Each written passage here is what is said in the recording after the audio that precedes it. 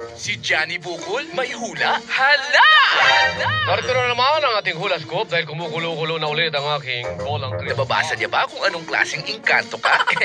Tao ka? Ikaw ay hindi pabaya na kapatid, kapamilya, at partner sa iyong kinakasama.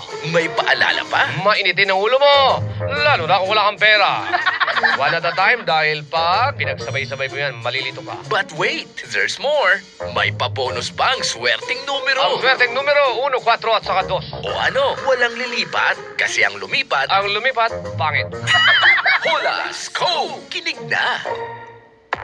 93.9 IFM. 93.9 IFM ay narinig ko na pinapakinggan dyan sa may Quezon City.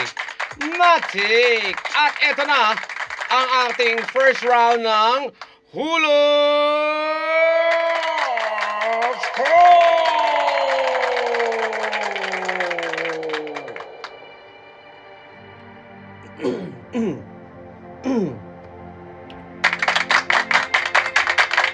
Magandang araw mga binibi, mga ginoo. Eto na naman tayo sa ating Hula Scoop. At tirahin na natin, baka tirahin na ng iba dahil eto na. Ang aking bolang kristal kumukulo-kulo na naman. Humihigop ng enerhiya mula sa kalawakan.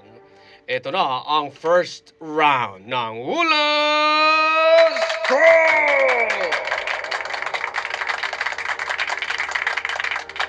Pinanganak noong Abril 9, 1975, babae. Ayon dito sa kapanganakan mo, ikaw ay may busilak na kalooban. Masasabi kong hindi lahat ng kagaya mo ay pinanganak dito sa mundo. Iinan lang kayo. Yung tipong mahaba ang pasensya, mapagmahal, at hindi nag-e-expect ng return na tulong kung ano man ang iyong naitulong sa kapwa mo. Kaya lang, bawas-bawasan mo yung pagiging makakalimutin mo. Agoy. At ikaw ay madaling magalit ng walang dahilan. Lalo na pag hindi nasunod ang gusto mo. Dahil marami ka nang nagawa sa buhay mo na naranasan mo na rin madapa, tumaob, tumayo, at bumaba parang spaghetti.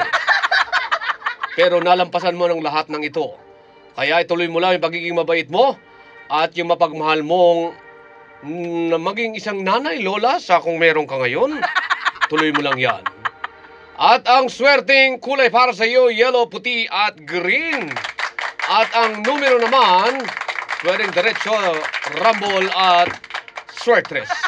Umaga, hapon at tanghali, gabi. Charot. 1, 5 at 9.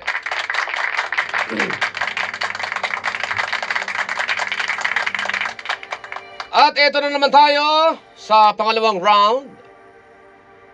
Siya ay babae na naman.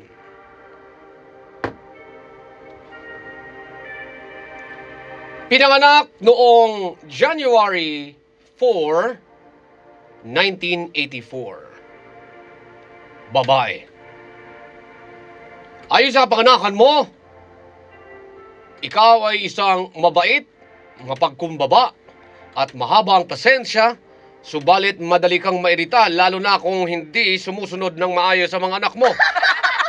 Huwag kang mainis sa mga anak mo dahil kung anong pag-uugali nila, yan ka nung kabataan mo. Mahirap talaga magkaroon ng mini-me kasi lagi kang nagagalit sa sarili mo. Pag nanalamin ka, mismo, kopya-kopya. Mekos-mekos na yan, pinsan.